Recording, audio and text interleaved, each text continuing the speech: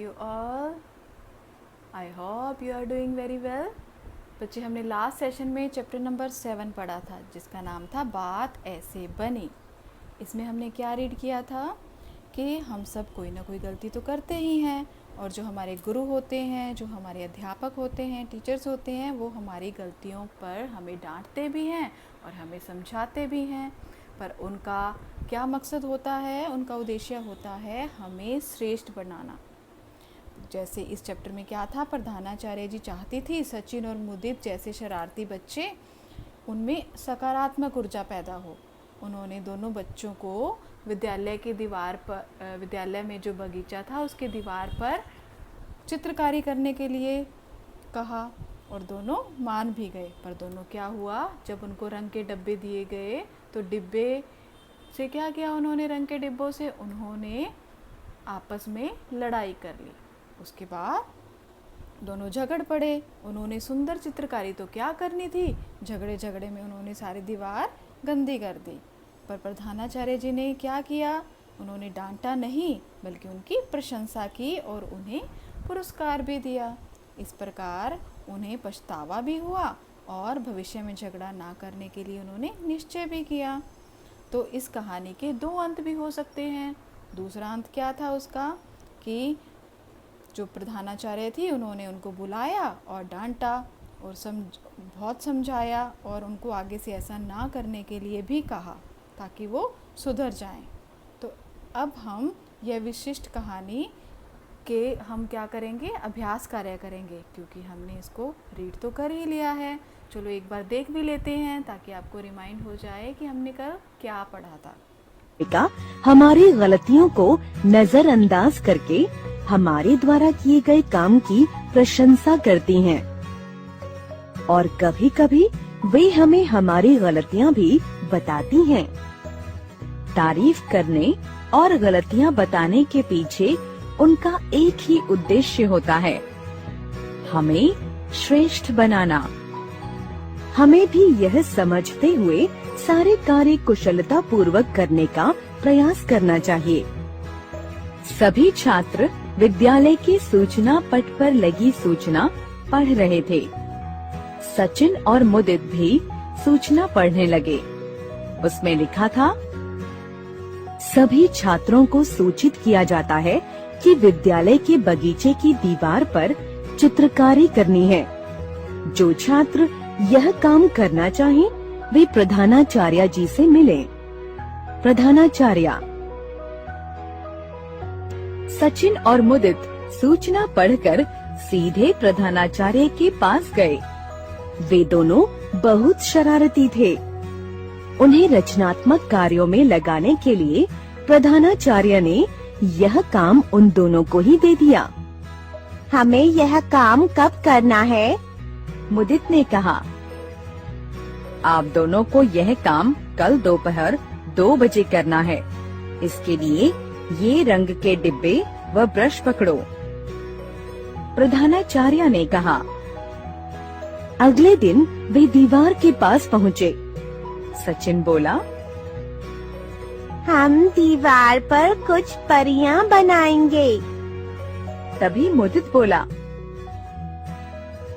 नहीं नहीं, हम कुछ शेर बनाएंगे। नहीं, परियां।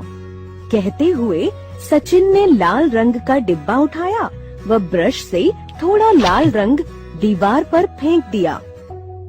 मुदित भी क्यों पीछे रहता, उसने भी पीले रंग का डिब्बा उठाया और ब्रश से रंग दीवार पर फेंकते हुए चिल्लाया, नहीं, शेर। इस तरह दोनों झगड़ते हुए दीवार पर रंग फेंकने लगे। झगड़ा खत्म होते होते सारी दीवार लाल पीले रंगों से भर गई थी।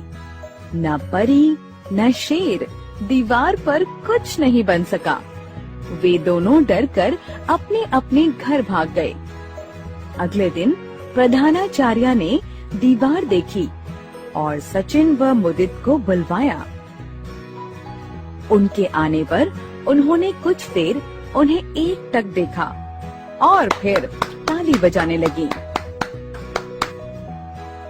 लो, यह तुम्हारे लिए है।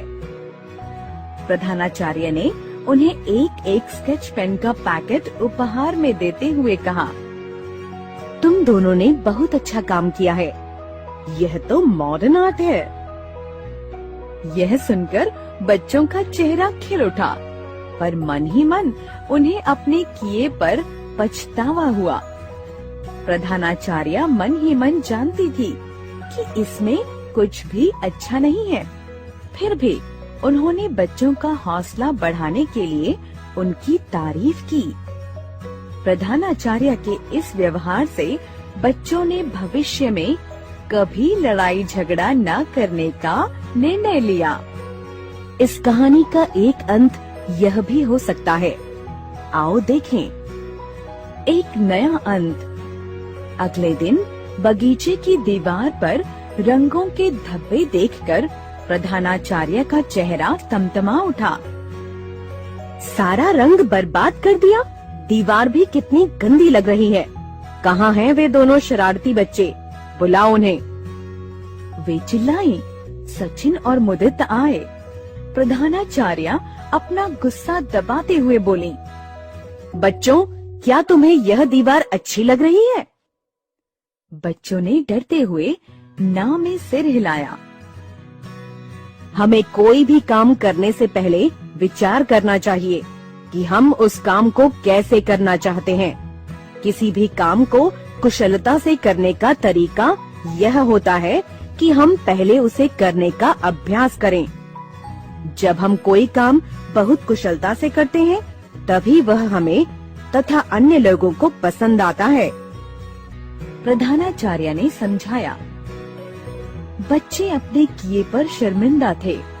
बच्चों ने कान पकड़कर माफी मांगी और दोबारा ऐसी गलती न करने का वादा किया। प्रधानाचार्य ने मुस्कुराते हुए दोनों बच्चों के सिर पर हाथ फेरा। वे उन्हें समझाकर उनकी गलतियां सुधारना चाहती थीं। बुक वक्त देखेंगे बच्चे। बुक वक्त में क्या है? सचिन और मुदित क्या पढ़ने लगे? सचिन और मुदित क्या पढ़ने लगे थे? क्या पढ़ा था? कहानी नहीं, पत्र। पत्र भी तो नहीं, सूचना। उन्होंने क्या पढ़ी थी? सूचना। नोटिस, जो नोटिस बोर्ड पर नोटिस था वो पढ़ा था उन्होंने। तो यहाँ पर हम टिक का निशान लगाएंगे। प्रधानाचार्य ने सचिन और मुदित को काम करने के लिए क्या दिया? क्या दिया था? चित्रकारी करने के लिए क्या दिया था? रंग और ब्रश। रंग के डिब्बे व ब्रश। तो हम यहाँ पर सही का निशान लगाएंगे। ग देखते हैं। सचिन दीवार पर क्या बनाना चाहता था? क्या बनाना चाहता था? सचिन दीवार पर परियां बनाना चाहता था। परियां। इस प्रकार से हम अपने विकल्प पर निशान लगाएंगे। अभी नेक्स्ट करते हैं। क्वेश्चन आंसर्स हम कल करेंगे। नेक्स्ट है, नेक्स्ट पेज पर आ जाइए, पेज नंबर 55। अब हम ये करेंगे, मैम के साथ साथ आप भी करोगे। देखते जाइए। किसने किससे कहा? ध्यान दीजिए। क्वेश्चन नंबर 3 है, किसने किससे कहा? कि कौन सी लाइन, कौन सा जो वाक्य है किसने किससे कहे। क है, हमें यह काम कब करना है? हमें यह काम कब करना है, ये किसने कहा था? ये मुदित ने कहा था प्रधानाचार्य जी से। ख, हम दीवार पर कुछ परियां बनाएंगे। ये किसने बोला था? ये सचिन ने बोला था अपने दोस्त मुदित को। मुदित क्या कह रहा था? कि मैं शेर बनाऊंगा। बट सचिन क्या कह रहा था? कि हम परियां बनाएंगे। नहीं नहीं, हम कुछ शेर बनाएंगे। जैसे कि अभी बताया, ये किसने बोला था? ये मुदित ने बोला था। किससे? सचिन से। यह तो मॉडर्न आर्ट है। मॉडर्न आर्ट है। ये किसने बोला था? यह प्रधानाचार्य जी ने बोला था बच्चों का हौसला बढ़ाने के लिए, सचिन और मुदित को। याद आया? हाँ। बच्चों क्या है, तुम्हें यह दीवार अच्छी लग रही है? ये भी प्रधानाचार्य जी ने कहा था। प्रधानाचार्य जी ने सचिन और मुदित से पूछा था, बच्चों क्या यह दीवार तुम्हें अच्छी लग रही है? इस प्रकार से कंप्लीट करेंगे हम। नेक्स्ट है भाषा को समझें। सही विलोम शब्द चुनकर सही लगाओ। अब यह क्या है? विलोम शब्द दिन। ये तो आप बहुत आसान है, आपको तो बहुत अच्छे से आते होंगे। दिन का विलोम शब्द क्या होता है? विलोम का अर्थ होता है उल्टा, तो दिन का उल्टा रात। यहाँ पर सही का निशान लगाएंगे। पीछे, पीछे का उल्टा नीचे, नो नहीं। ऊपर, बिल्कुल नहीं। पीछे का क्या उल्टा होगा? आगे। पीछे का विलोम आगे, तो यहाँ पर टिक कीजिए। खत्म, खत्म, खत्म होना, तो आगे शुरू होना, तो खत्म का उल्टा शुरू। शुरुआत करनी और ये खत्म करना। गंदा, गंदा का उल्टा बदबू, नहीं, वो तो पहले ही गंदा है। कचरा, नहीं, गंदा का विलोम साफ। उल्टा क्या होता है गंदा का? साफ। ओके, इस प्रकार हम ये विलोम शब्द कंप्लीट करेंगे। ये पेज नंबर 55 है। अभी हम पेज नंबर 56 करेंगे। अभी ये देखिए पेज नंबर 56, प्रश्न 2, वर्ग पहेली में से दिए गए शब्दों के स्त्रीलिंग छांट कर लिखो। ये वर्ग पहेली दी है, जैसे कि हम हमेशा करते हैं। वर्ग पहेली कौन सॉल्व करता है? वर्ग पहेली बच्चे सॉल्व करते हैं। तो ये भी वर्ग पहेली कौन सॉल्व करेगा? ये आप सॉल्व करेंगे। जैसे कि स्त्रीलिंग छांटने हैं, छात्र का छात्रा हिंट दिया हुआ है, तो यहाँ से हम छात्रा को गोला लगाएंगे छात्रा पर। क्लियर? प्रधानाचार्य जी का स्त्रीलिंग चुनेंगे। प्रधानाचार्य का ढूंढेंगे कहाँ है? प्रधानाचार्य। देखो मैंने बता दिया आपको, पर ये सब आपको खुद करने हैं। ये क्या है? आपका होमवर्क। ये आपको खुद करना है, ढूंढना और यहाँ पर लिखना। नेक्स्ट करते हैं। देखो बच्चे, हमने संज्ञा तो पढ़ी हुई है, जैसे कि आपको पता ही है, किसी भी नाम, किसी भी वस्तु, किसी भी स्थान, किसी भी भाव को संज्ञा कहा जाता है। संज्ञा के आगे भेद भी हैं, व्यक्तिवाचक संज्ञा, जातिवाचक संज्ञा, भाववाचक संज्ञा। अब हम भाववाचक संज्ञा के बारे में थोड़ा सा और जानेंगे। किसी भी काम को कुशलता से करना चाहिए। कुशलता एक गुण है, इसलिए यह शब्द भाववाचक संज्ञा है। पता ही है आपको कि कुशलता क्या है? भाव है, फीलिंग है, तो वो क्या है? भाववाचक संज्ञा। वे संज्ञा शब्द जिन्हें हम महसूस कर सकते हैं, जो भाव, गुण, अवस्था आदि के बारे में बताते हैं, उन्हें क्या कहते हैं? भाववाचक संज्ञा। क्लियर है ये तो सबको? क्योंकि अगर संज्ञा आपने अच्छे से पढ़ी है तो भाववाचक संज्ञा पढ़ने में आपको कोई प्रॉब्लम नहीं आएगी। तो देखिए, निम्नलिखित वाक्यों को पढ़कर हम इसमें से भाववाचक संज्ञा छांटेंगे, तो ध्यान से पढ़िएगा। अभी हम इसमें भाववाचक संज्ञा छांटेंगे। क, हर काम चतुराई से करना चाहिए। ये वाक्य मैंने पढ़ा, हर काम चतुराई से करना चाहिए। इसमें भाववाचक संज्ञा क्या है? चतुराई। चतुराई, यहाँ से हम टिक लगाकर यहाँ लिखेंगे। क्लियर? ख, बच्चों में सरलता होनी चाहिए। भाववाचक संज्ञा क्या है? बच्चों। बच्चों तो नहीं है, ये तो जातिवाचक संज्ञा है। सरलता, सरलता क्या है? भाव। इसको हम अंडरलाइन करेंगे, ठीक है, और उसको यहाँ पर लिखेंगे। इसकी स्पेलिंग आप यहाँ लिखेंगे। वाणी में मिठास होना ज़रूरी है। वाणी में मिठास होना ज़रूरी है। तो मिठास क्या है? हमारी फीलिंग्स, हमारे भाव। तो इसको हम अंडरलाइन करेंगे और इसको यहाँ लिखेंगे। महापुरुष सादगी पसंद करते हैं। महापुरुष सादगी, सादगी भी भाव है। लोग हमारी अच्छाई याद रखते हैं। लोग हमारी अच्छाई को याद रखते हैं। अच्छाई, लोग तो हो गया जातिवाचक, हमारी तो सर्वनाम है, तो अच्छाई क्या हो गया? भाववाचक। हमारी योग्यता ही हमारे काम आती है। हमारी योग्यता, ये क्या है? भाव।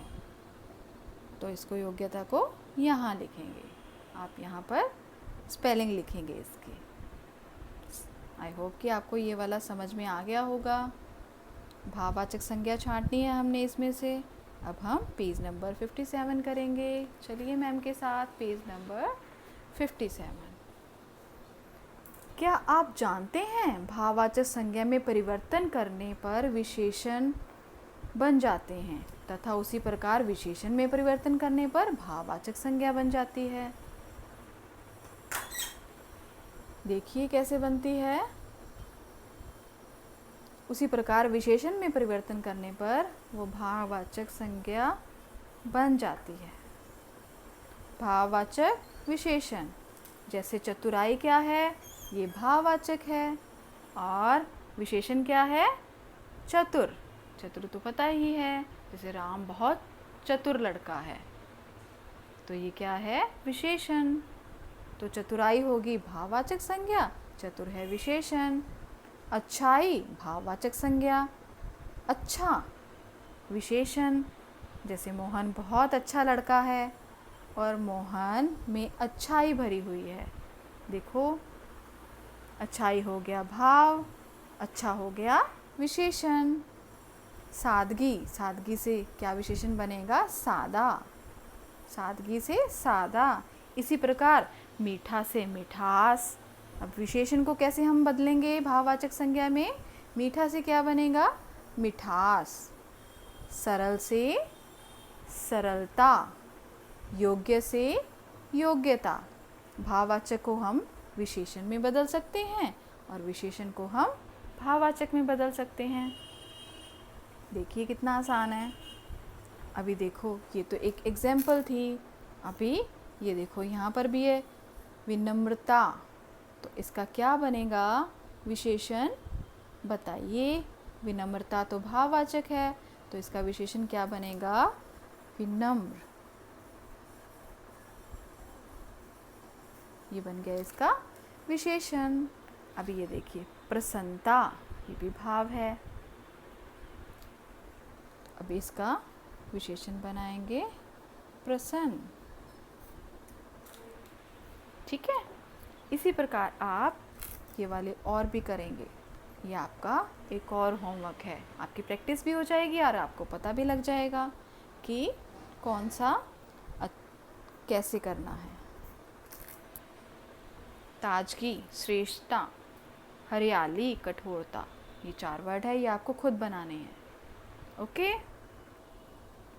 अभी देखिए, आपके अनुसार कहानी का कौन सा अंत सही है और क्यों? आपने ये कहानी पढ़ी है, ठीक है, और आपको पता होना चाहिए कि कौन सा अंत सही है और कौन सा नहीं। आप अपने अपने विचार लिखेंगे। किस बच्चे को तो कौन सा अंत सही लगा है और किसी को पहले वाला अंत सही लगा है, किसी को दूसरे वाला अंत सही लगा है, पर सबके विचार अलग अलग होंगे। कई को तो लगेगा कि प्यार से बच्चों को समझाना चाहिए और उनका हौसला बढ़ाना चाहिए, बट कई बच्चों का किस में फेवर करेंगे कि बच्चों को डांट पड़नी चाहिए और तभी उन्हें समझ में आती है। ये आप पे डिपेंड करता है कि आपको दोनों में से कौन सा अंत सही लगा है, और आप ये मुझे लिखेंगे कि आपको कौन सा अंत सही लगा है। करेंगे ये भी आपका होमवर्क है। क्लियर? तो बेटा ये थी आज की class. Take care, have a nice day.